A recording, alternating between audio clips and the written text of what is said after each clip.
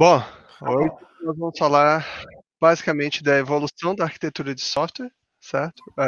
Focado num contexto de sistemas de larga escala, certo? E esse título, intencionalmente, ele é uma evolução com um duplo sentido, que pode ser lido tanto quanto a evolução ao longo do tempo, ou seja, ao longo dos anos, como as abordagens de arquitetura de software evoluíram. A evolução que a gente vai tratar hoje na apresentação se trata tanto da evolução ao longo do tempo, que a arquitetura de software sofreu, então técnicas novas que foram surgindo, novas abordagens para tratar esses sistemas de grande escala, de escala global, que hoje em dia nós temos cada vez mais sistemas com essa característica. Além disso, existe também a evolução natural também de um sistema. Ou seja, quando um sistema inicialmente ele é pensado e criado, ele normalmente é criado com uma arquitetura mais simplificada, porque não existe ainda demanda para que essa arquitetura seja mais robusta. E então essa evolução ela pode ser tratada dessas duas formas, tanto quanto a evolução ao longo do tempo das técnicas e metodologias usadas, quanto a evolução de um software em si. E como novos cenários, novas situações, novas demandas vão exigir que essa arquitetura evolua, certo? Bom, vindo para a apresentação, esse é um breve resumo do conteúdo que eu vou tratar aqui hoje. Então, vou dar uma visão geral de como um software começa ou como se fazia software para a web antigamente. E aí vamos tratando de várias melhorias que não são excludentes entre si, mas que agregam mais vantagens e mais robustez aos sistemas à medida que as demandas vão aumentando, certo? Então nós vamos ver a estratégia de ter vários servidores, o conceito de stateless e containerização, a redundância e todo esse conceito de cloud computing, microserviços e comunicação por mensagens, serverless e function as a service, que é um conceito bem atual, que vem crescendo muito nos últimos 2 anos, e que nós vamos finalizar com esse conceito que é mais uma camada dentro dessa arquitetura de software que a gente pode introduzir para coletar uma série de vantagens, certo? E no final eu vou dar um resumão geral de todas as ideias que a gente apresentou, e vocês podem fazer perguntas no final também, se quiserem. Tipo, já podem ir mandando, como o André disse, as perguntas no chat e a gente responde no final. Então, basicamente, eu comecei dizendo sistemas de larga escala. O que são sistemas de larga escala, certo?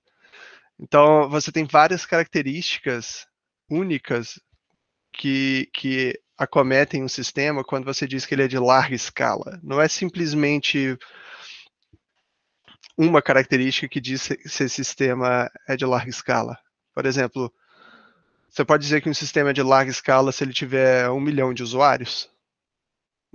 Você pode dizer que sim, mas não é a única característica que vai dizer se um sistema é de larga escala ou não. Então, a primeira característica, eu acho que pode ser uma causa de diversas outras situações, é a alta demanda, certo? Então, normalmente, sistemas de alta escala, independente se tem muitos usuários ou se trafega muitos dados, um sistema de larga escala ele vai operar sob alta demanda, seja de rede, seja de recursos computacionais, memória, disco, ou até mesmo de processamento, que é um pouco mais incomum na maioria das aplicações, mas também acontece.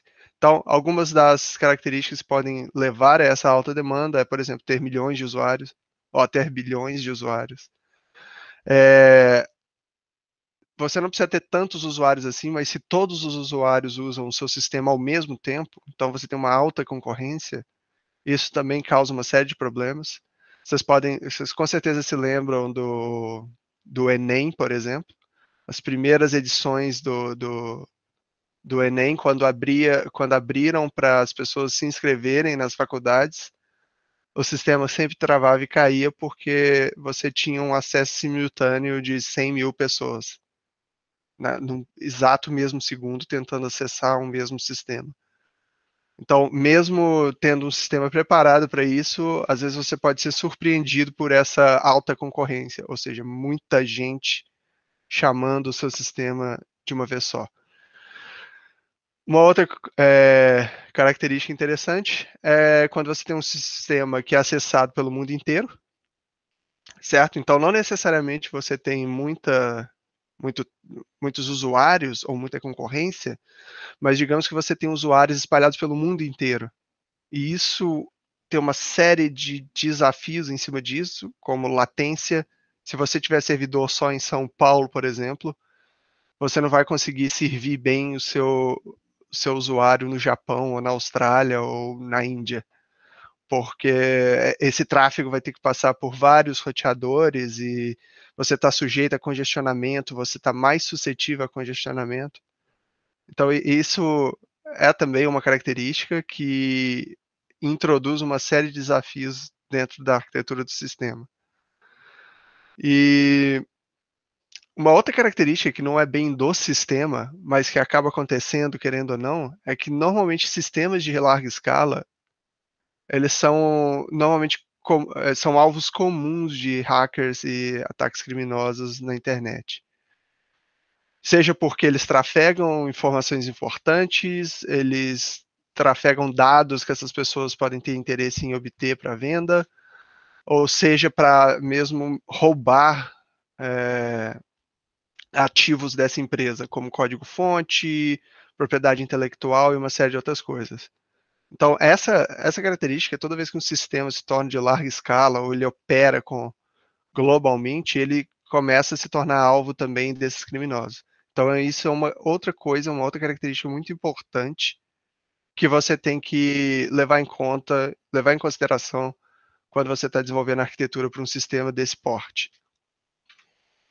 Continuando aqui, eu vou resumir basicamente 4 características ou 4 metas, 4 métricas que você vai querer monitorar e otimizar dentro de um sistema desse tipo. Primeiro de todos é a disponibilidade.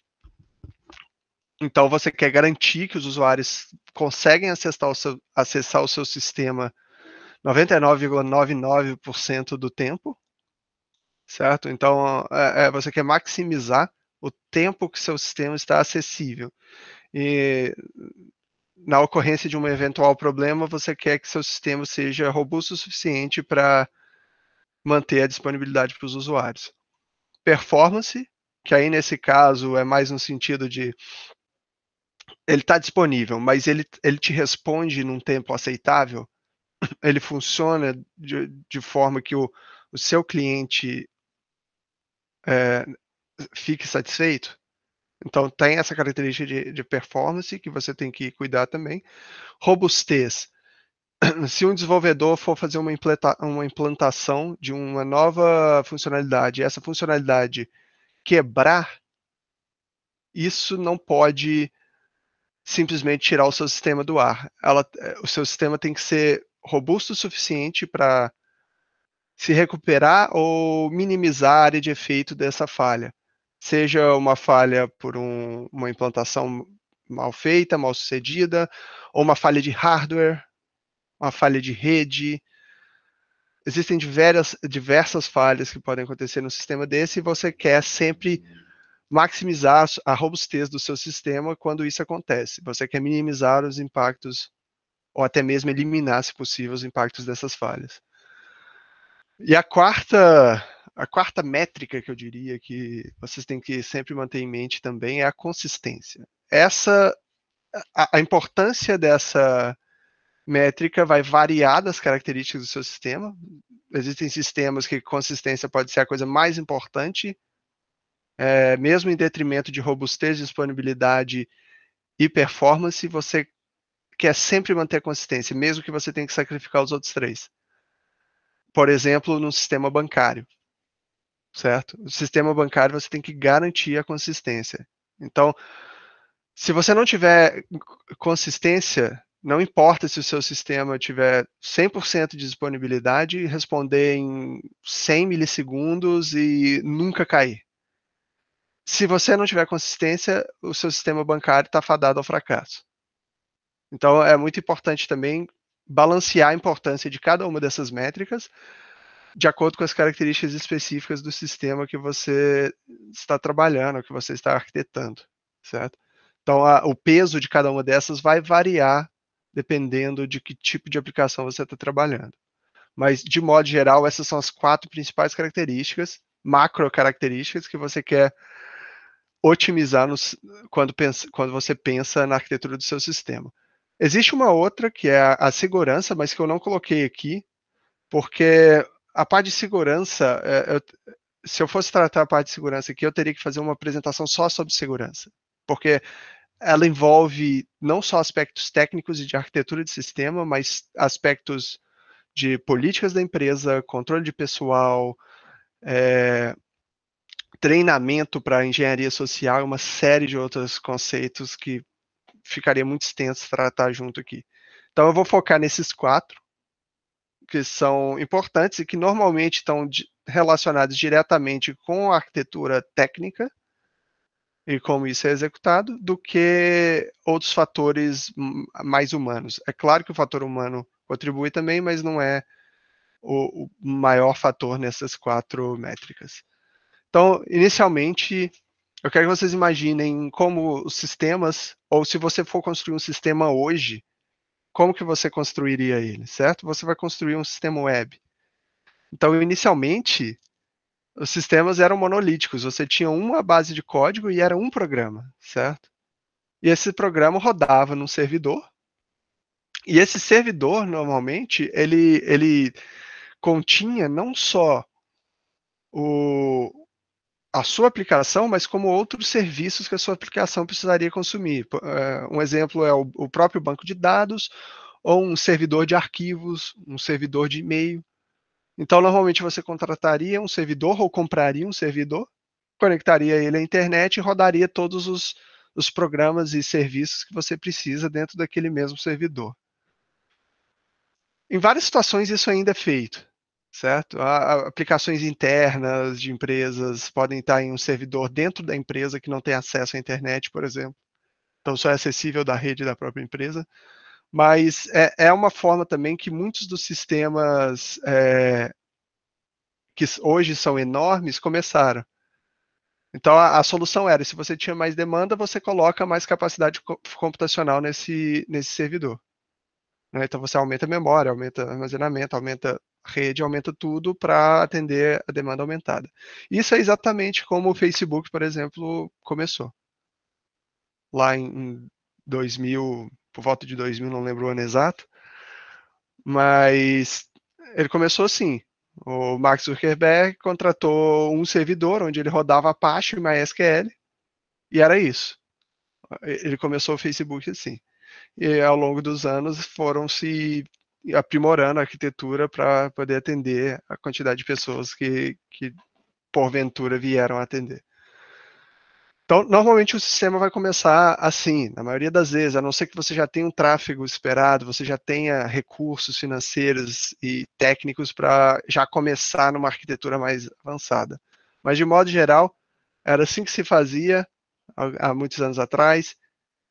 Ainda se faz com alguns casos específicos, e provavelmente é assim que você vai fazer, por exemplo, uma prova de conceito.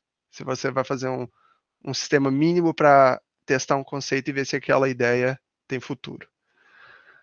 Tudo bem. A gente consegue ver várias falhas com essa abordagem, né? É fácil ver que qualquer coisa que acontecer com esse servidor, você simplesmente, seu sistema sai do ar, certo? Então, de certa forma, uma arquitetura frágil, né? E quando você começa a receber mais tráfego, você consegue aumentar os recursos, mas esse aumento vertical, que a gente chama, esse escalamento, escala vertical que você consegue aumentar um servidor, ela tem um limite. Chega um certo ponto que você colocar mais recursos naquele servidor se torna ou muito caro ou simplesmente inviável. Ou seja, aquele servidor já não consegue crescer mais para cima. E aí você começa a ter necessidade de crescer horizontalmente, que a gente chama, que é adicionando mais outros servidores, adicionando servidores em paralelo, né? Capacidade computacional em paralelo, ao invés de aumentar o poder daquele seu servidor único. Então, por exemplo, a primeira coisa que você pode pensar é, tá, eu tenho um servidor, então o natural de se pensar é, se eu não consigo mais crescer para cima, eu vou crescer para os lados, vou colocar mais servidores rodando o mesmo sistema, certo? E aí uma das coisas que se fez muito antigamente é que, mais antigamente, né, você fazia mais isso, é que você tinha servidores específicos para cada tipo de serviço. Então você não roda mais tudo no mesmo servidor, você tem um servidor para cada coisa. Então você vai ter um servidor de banco de dados, um servidor de aplicação, você vai ter um computador, um hardware específico lá para fazer balanceamento de carga, e você vai ter, então, normalmente servidores já otimizados para aquele tipo de serviço que você vai rodar nele. Por exemplo, se você tem um rack, um computador da Oracle que é otimizado para rodar o Oracle, o banco de dados, e você tem um outro computador específico para rodar a aplicação e um balanceador de carga, etc. Tá? Então, você ainda encontra isso em empresas, principalmente empresas que têm seu próprio data center, né?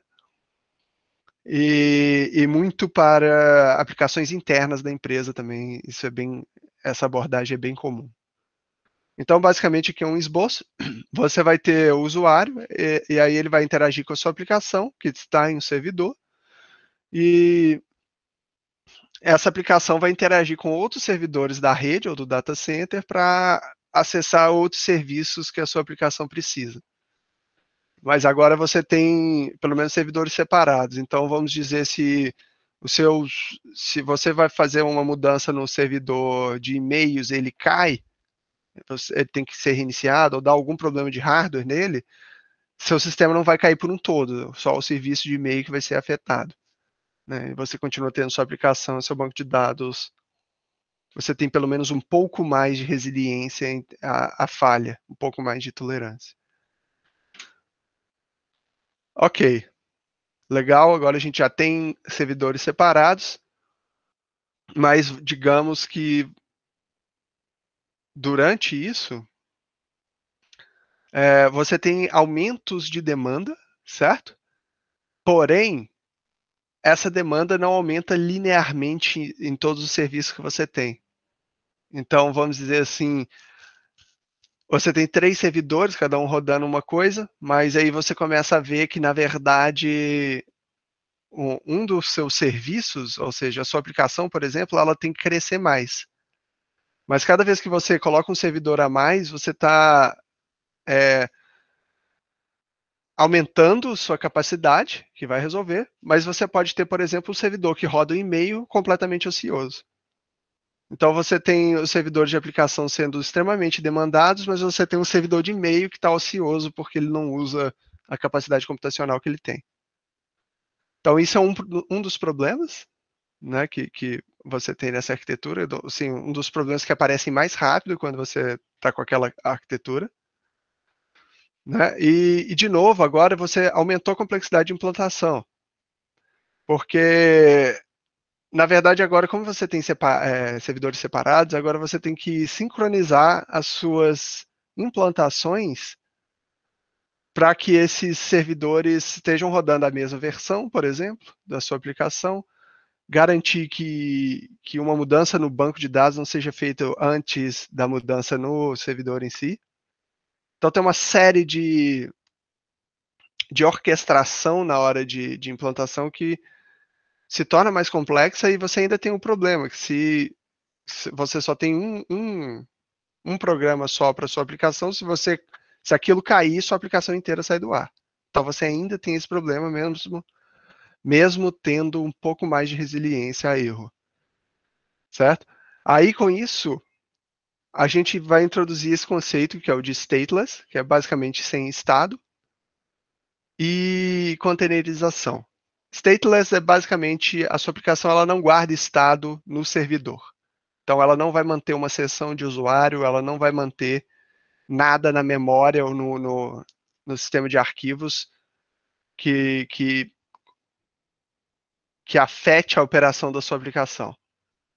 Então, o usuário, se você tem sua aplicação rodando em 10 servidores, o usuário pode fazer uma requisição para o servidor 1, para o 2, para o 3, para o 4, para o 5 e depois para o 10, sem problema. Ele vai continuar sendo reconhecido como o usuário que ele é, autenticação, etc.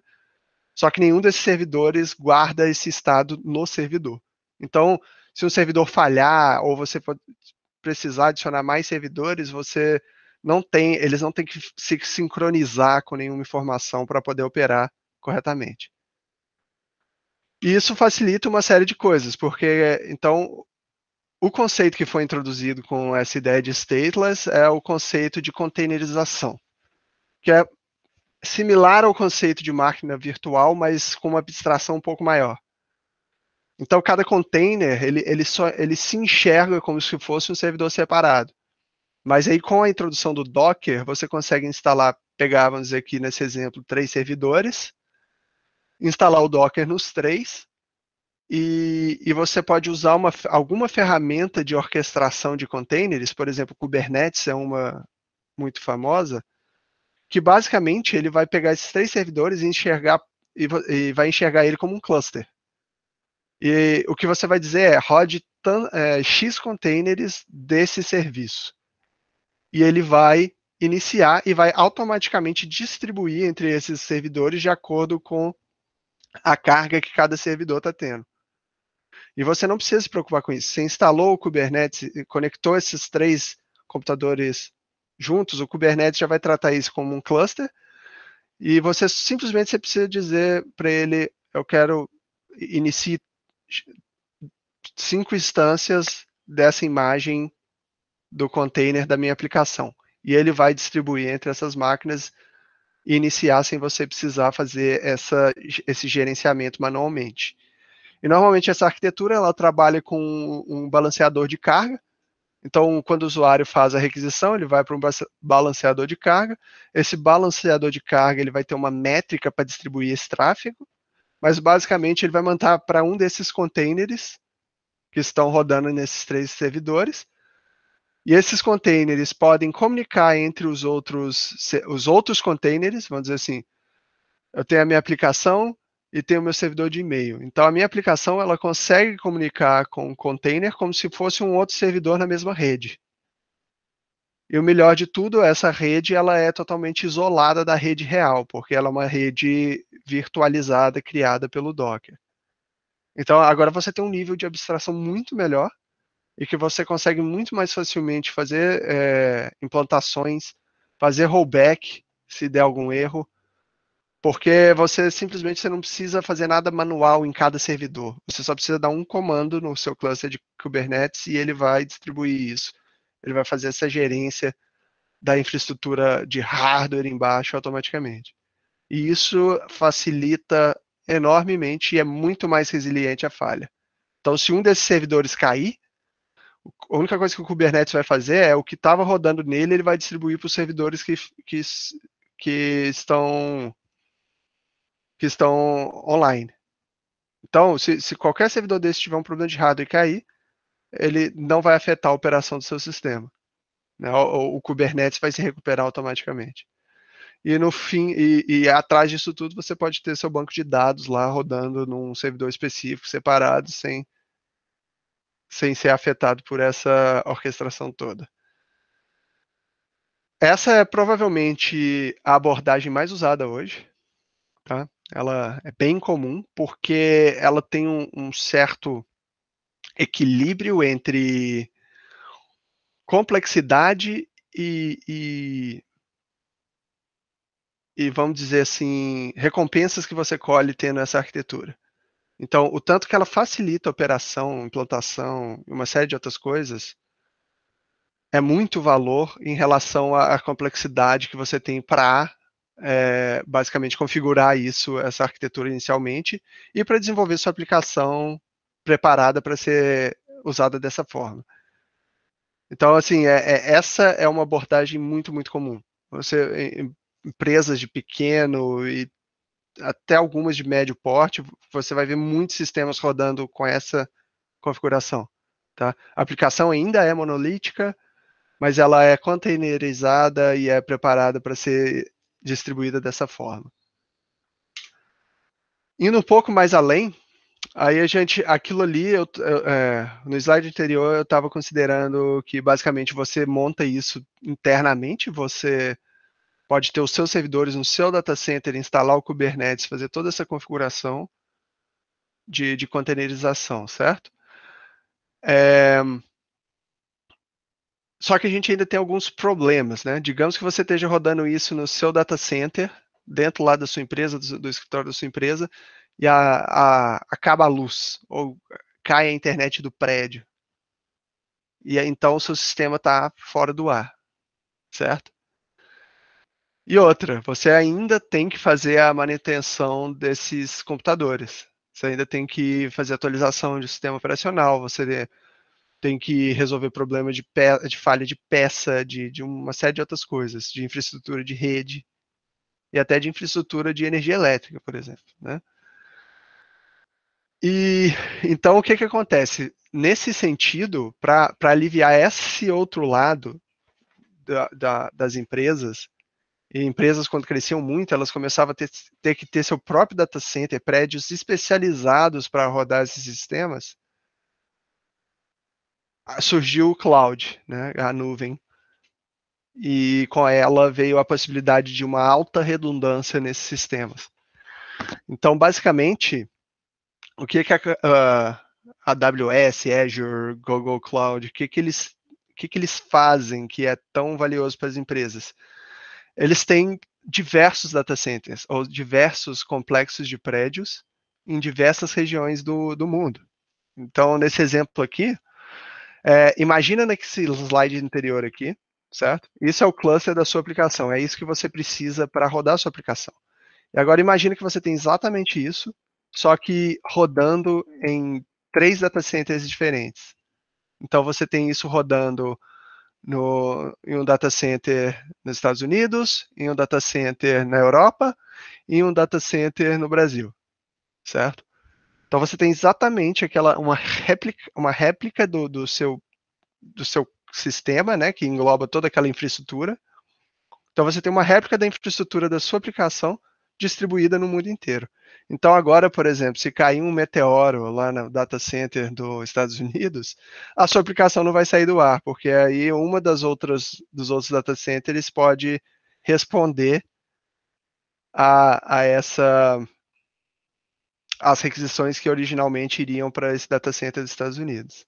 Certo? Então, com isso, você aumenta extremamente, você aumenta muito a resiliência do seu sistema com essa redundância e você diminui infinitamente o seu trabalho com manter infraestrutura de TI. Então agora você não tem mais que tomar conta de data center, você não tem mais que se preocupar com hardware falhando, com ar-condicionado quebrando, luz caindo, internet desconectando, segurança desse data center, né, segurança física desse prédio. Então, tudo isso essas empresas de cloud vão fazer para você. E essa é a principal vantagem da cloud hoje. Então, você consegue facilmente, do mesmo painel, fazer o deployment da sua infraestrutura da aplicação para diversos data centers, só marcando um checkbox, né, lá na hora de criar seus recursos. Então, isso faz com que até empresas pequenas e médias, ou empresas que teriam menos recursos para ter uma infraestrutura robusta como essa, consigam fazer isso de forma fácil e já mais no início do ciclo de vida do software. Né? Porque isso antigamente, quando as empresas tinham que fazer isso elas mesmas, isso demorava anos para que você construísse uma infraestrutura dessa específica para sua aplicação. Então, basicamente, isso principal vantagem disso é realmente reduzir a sua mão de obra com mantendo a infraestrutura de TI e a robustez que isso te dá, certo? E aí, até aqui eu não tinha falado assim, estou considerando que você tem um monolito rodando com containers, etc e tal. E aí a gente entra num outro conceito, que é o de microserviço e comunicação por mensagens. Que aí esse conceito vai te dar basicamente duas vantagens, que é maior facilidade de evoluir o software e maior resiliência a falhas. Então ela reduz os pontos de falha total, ela facilita você escalar serviços específicos que têm maior demanda, ao invés de ter que escalar a sua aplicação inteira. Se você separar ela em diversos módulos, você pode escalar cada módulo específico com a demanda daquele módulo. E ela desacopla, porque quando você divide em serviços, agora esses serviços vão ter que se comunicar entre si, certo? E aí, querendo ou não, você cria uma dependência direta entre eles, porque se o meu serviço A depende do B e o B cai, eu não consigo acessar ele, dependendo de como você implementar, esse serviço A pode ficar inacessível, né? Então, quase todas as aplicações com muitos usuários, as redes sociais, Facebook, Instagram, Uber e uma série de outras coisas, todos esses eles vão ter no mínimo essa arquitetura de microserviços e hoje em dia eles utilizam muito da comunicação por mensagens. O que é essa comunicação por mensagens? Normalmente esses serviços eles não vão chamar um ao outro ou eles vão evitar ao máximo ter que chamar um ao outro diretamente. O que eles vão fazer é se comunicar através de eventos e você vai ter uma infraestrutura que a gente chama de Event Hub ou PubSub, um sistema de PubSub, que é basicamente o serviço chega para ele e fala, eu estou interessado nesse evento, sempre que chegar esse evento, me avisa. E outros vão simplesmente publicar esses eventos. E aí esse sistema de PubSub vai se encarregar de distribuir aquela mensagem ou aquele evento para todo mundo que deu subscribe, que se inscreveu para receber aquilo.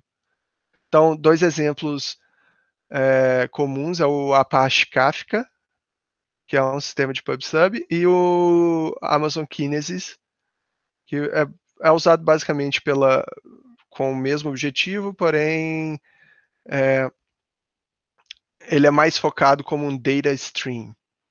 Não sei se vocês ficaram sabendo, mas 2 semanas atrás teve uma queda numa região da AWS, né, nos Estados Unidos, que tirou vários sistemas do ar. E, coincidentemente, foi o Kinesis que caiu em um data center da AWS. Então, o que aconteceu foi, todos os servidores do Kinesis desligaram no data center da Virgínia. E aí isso causou uma falha em cascata de diversos outros serviços da própria AWS que dependiam desse Kinesis nessa região. Porém, aplicações que tinham que eram implantadas em múltiplos data centers, elas sofreram uma falha momentânea ali, meia hora, e assim que foi detectada a falha, já rotearam o tráfego para outras regiões e normalizou o tráfego, certo? Mas é interessante para ver como que em sistemas de larga escala você nunca consegue ser perfeito. Sempre pode acontecer alguma coisa que vai tirar seu sistema do ar, mas o que você pode fazer é fazer o máximo possível para que isso tenha o menor impacto possível para o cliente, né? Então esse é um exemplo de uma aplicação onde você tem serviços separados se comunicando entre eventos, né? Essa arquitetura também é muito comum hoje, mas ela é bem mais complexa de você desenvolver um sistema desse jeito, certo? A complexidade de código e nível técnico aumenta muito quando você faz essa divisão.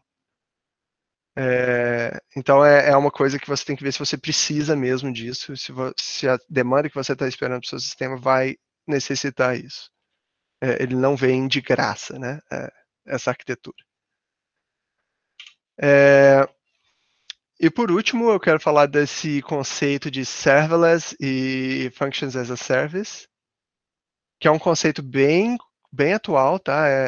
Tá em bastante foco ultimamente e assim, muitas empresas estão desenvolvendo sistemas completamente serverless, né? O que é serverless? Serverless é basicamente, você não tem mais o conceito de servidor, tá? O container já introduziu um pouco isso, né? Você não tem mais servidor, você faz o deployment da sua imagem do seu container. Nesse caso do serverless, especificamente do Function as a Service, você também não tem esse conceito de servidor, porém agora você vai estar tratando no nível muito mais granular. Tá? Então você vai estar tratando por função ou ação específica do seu sistema. Então, basicamente, você cria uma função que você pode encarar como um endpoint. Essa função ela é implantada e ela é executada independente do resto. Ela é um módulo do seu sistema.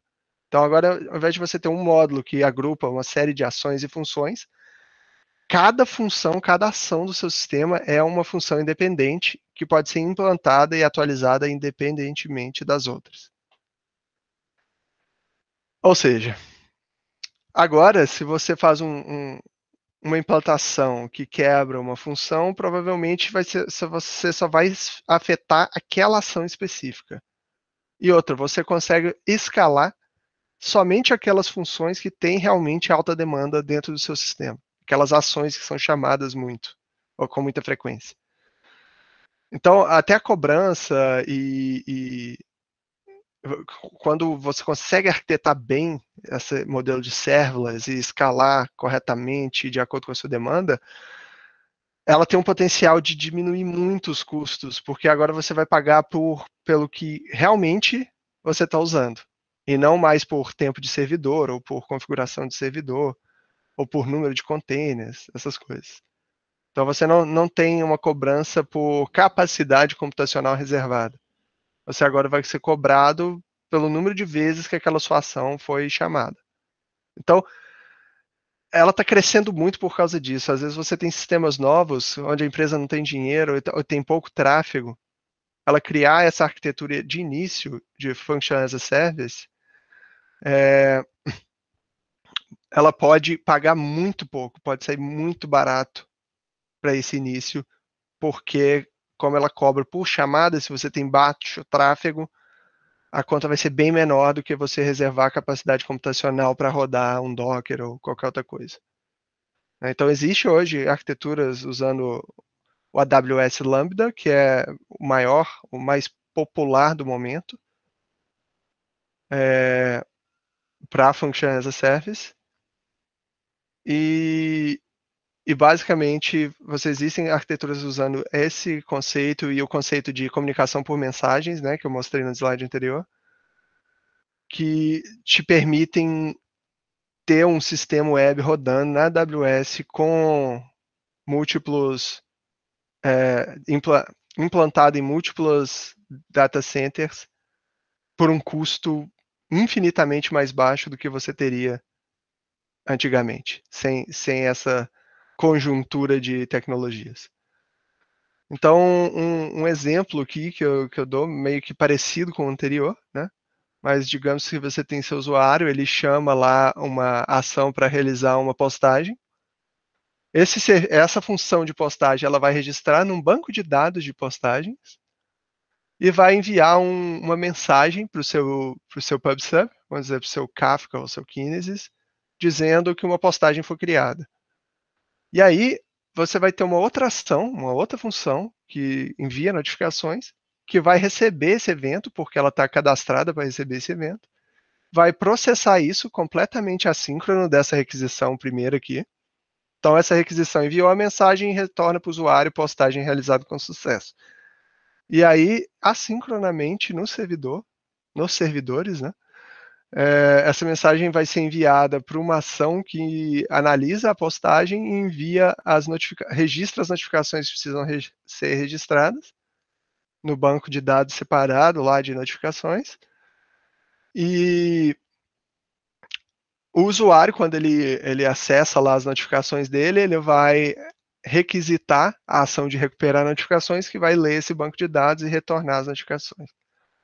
Então, percebam que agora você tem dois fluxos que têm uma interdependência, mas eles são completamente independentes, certo? Então, se a postagem cair, você vai continuar conseguindo recuperar suas notificações. E se as notificações caírem, você vai continuar conseguindo realizar posts. E essas mensagens vão sendo arquivadas aqui no hub de eventos para que depois sejam processadas quando esse serviço tiver retornado. Então, é uma arquitetura que te permite uma resiliência enorme se você arquitetar ela direitinho. Bom, deixa eu dar uma recapitulada final.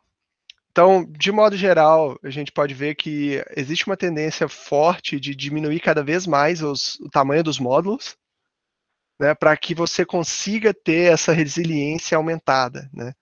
Então, para que você consiga ter essa tolerância a falhas e maximizar a disponibilidade. Então, quanto menor os seus módulos, mais complexo é você gerenciar isso em termos de código, né, de arquitetura. Fica mais complexa a arquitetura, você tem mais peças para conectar. E na hora de desenvolver, principalmente, você tem que estar sempre atento a todas as características intrínsecas dessa arquitetura, mas te permite um nível de redundância e resiliência sem precedente. Né? Então, em software de larga escala, como eu disse lá no início, você precisa levar em consideração as características específicas do sistema que você está arquitetando. Né? Elas não têm só vantagens, elas também têm contrapartidas, como aumento de complexidade e outras coisas que eu falei durante a apresentação. Então, é sempre importante avaliar, coletar dados, qual é o tráfego que você espera no seu sistema, quais são as áreas mais usadas do seu sistema, para que você possa modularizar isso de forma correta e para que você possa fazer as escolhas certas que vão te dar as melhores contrapartidas de acordo com a sua aplicação. Então, não existe técnica miraculosa que vai funcionar para tudo. Isso não existe, tá? Então, é um trabalho também de análise, não é só um trabalho de usar a melhor tecnologia, a arquitetura mais robusta e resiliente. Né? Tem uma série de outros fatores que alguns deles nem são tecnológicos, que você tem que levar em consideração ao fazer essa escolha. Bom, basicamente é isso. E aí agora a gente pode fazer um perguntas e respostas. Quando você tem um sistema rodando em vários data centers, como funciona o banco de dados? Por exemplo, para um usuário logar no Brasil e poder também logar na Europa, ele deve acessar o mesmo banco de dados, certo? Como isso é tratado? Todos os data centers apontam para outros data centers que só trataria com banco de dados. Com banco de dados? Com um Entendi. único data center separado. Eu entendi. Não. Normalmente, os bancos de dados, eles não têm um data center específico. Eles vão estar no data center onde seu sistema está rodando, na maioria das vezes. Salve raras exceções, o que você tem esse banco replicado. Então, vai depender também da característica da aplicação, mas normalmente você vai ter esse banco de dados com réplicas, né? E essas réplicas vão estar em diferentes data centers. E você pode ter até replicação de master para master, né? Então, você tem banco de dados de escrita, de leitura escrita, você pode ter isso em diversos data centers. E eles se sincronizam. Aí vai depender se o seu banco de dados é relacional ou transacional, né? O mais importante ele é transacional? Se ele é transacional, existem alguns desses gerenciadores de banco de dados que já têm suporte para essa replicação de master-master. Então, você tem réplicas de escrita e leitura em vários data centers, e elas se comunicam para sincronizar essas informações. E aí você tem algoritmos específicos de transação distribuída. Então, vocês podem até pesquisar como bancos de dados fazem transações distribuídas. basicamente dizendo como que você garante uma transação se você tem várias instâncias de escrita, né? Várias instâncias do banco de dados para escrita. Mas sim, eles normalmente vão ter, você vai ter pelo menos um master e algumas réplicas em cada uma dessas macro-regiões. É porque dentro de uma região, vamos dizer, dentro dos Estados Unidos, a Amazon, por exemplo, tem vários data centers, só dentro dos Estados Unidos. Você vai ter alguns também na Europa, então não é aquela coisa assim, eu tenho um data center na Europa. Então, por exemplo, nos Estados Unidos, no leste, você tem 3 data centers diferentes. Então, você pode ter o master em um data center e réplicas em outros 2. Uma réplica no segundo e uma réplica no terceiro. Então, na verdade, você não tem data centers específicos para banco. E esses serviços, a sua aplicação, elas vão conversar com a instância de banco na região que está mais próxima dela, né? Então, para os provedores de cloud, eles já têm a rede, eles têm normalmente rede conectada diretamente entre os data centers dela, especificamente os que estão mais ou menos na mesma região, ou em cidades próximas. Eles têm rede própria, e tudo isso é otimizado para que suas aplicações tenham acesso rápido a seja qual réplica ele vai estar lendo, né? Então, banco de dados ele vai funcionar mais ou menos a mesma ideia da aplicação. Ele não foge muito disso. Hoje já estão se fazendo contínuas melhorias nessas tecnologias de banco, principalmente para distribuído. E principalmente se você pega um banco que não é transacional ou um banco NoSQL que é feito para isso, um exemplo é o Cassandra. Ele é um banco que não é SQL, não é relacional, e ele é feito para ser distribuído. Exemplo, quem usa Cassandra? Facebook usa Cassandra para o chat, para o Messenger. Da última vez que eu olhei, em 2015, se não me engano, eles tinham, se não me engano, 700 e poucos instâncias de Cassandra rodando no mundo inteiro. E essas tecnologias são feitas especificamente para isso, né? Então, existem muitas alternativas se você tem um tráfego grande o suficiente que você precisa ter banco de dados no mundo inteiro, com réplicas de escrita no mundo inteiro, existem soluções, tá? Mas existem outras formas também. Você pode escrever num banco de dados temporário na sua região, e esse banco de dados vai fazer a escrita no banco de dados principal assincronamente, por trás. E você não precisa esperar por aquilo. Existem umas arquiteturas bem fancy, que eu vou dizer. O Twitter, por exemplo, ele mantém todos os feeds do Twitter, o seu feed, o feed de todo mundo aqui. O Twitter mantém 3 cópias do seu feed pré-calculadas em memória. Não é no banco de dados, é em memória. Eles têm um cluster enorme de banco de dados em memória. Então, aquele seu feed ele está replicado em 3 instâncias diferentes desse banco de dados em memória. Então, existem, se vocês pesquisarem no YouTube e tal, sobre a arquitetura desses grandes sistemas, vocês vão ver coisas completamente inusitadas, que foram feitas especificamente para a necessidade daquela aplicação. Tá? No caso, o Kubernetes, que foi comentado, as várias instâncias seriam da mesma imagem ou de serviços diferentes. Exemplo, quando você citou na arquitetura de servidores diferentes, uma para cada serviço, o Kubernetes controlaria qual servidor que estaria rodando qual serviço dinamicamente. É os dois, tá? Que é nesse slide aqui.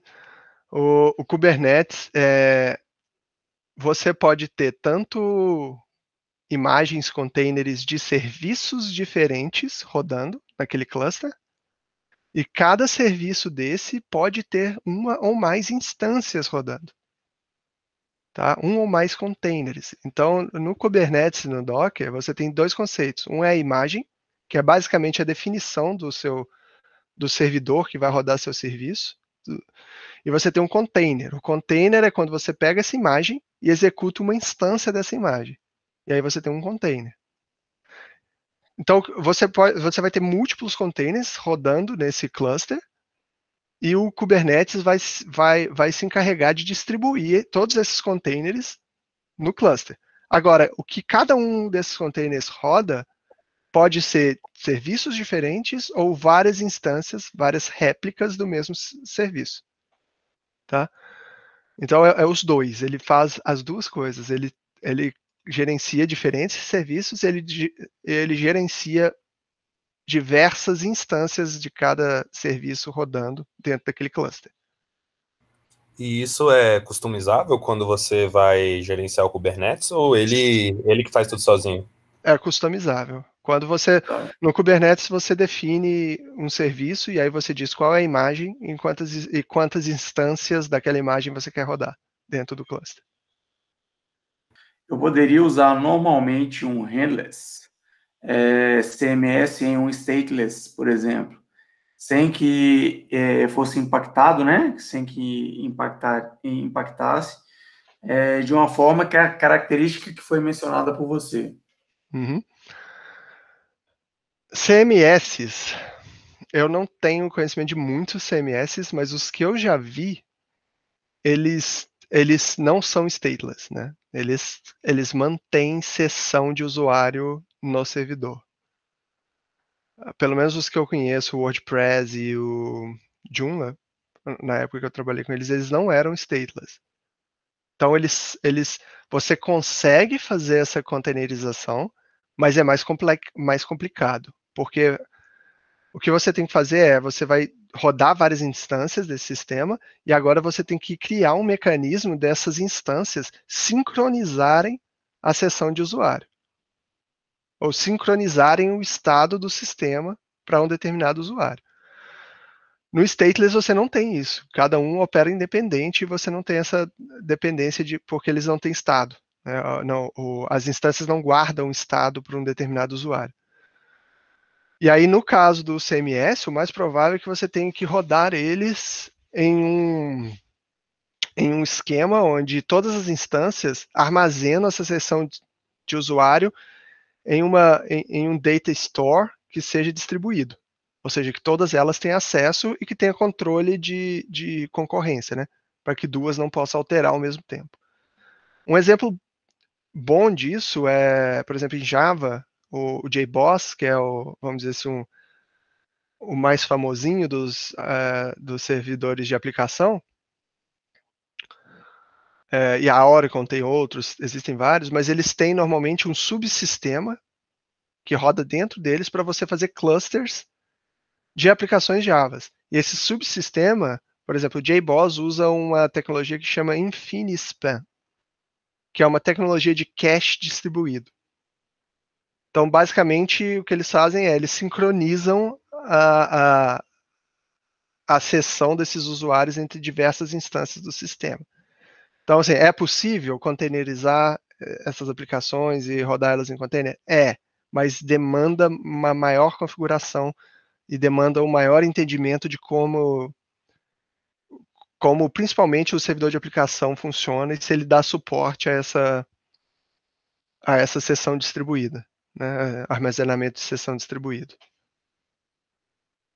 Obrigado a todo mundo, obrigado pela oportunidade, espero que tenham gostado e achado de bom proveito.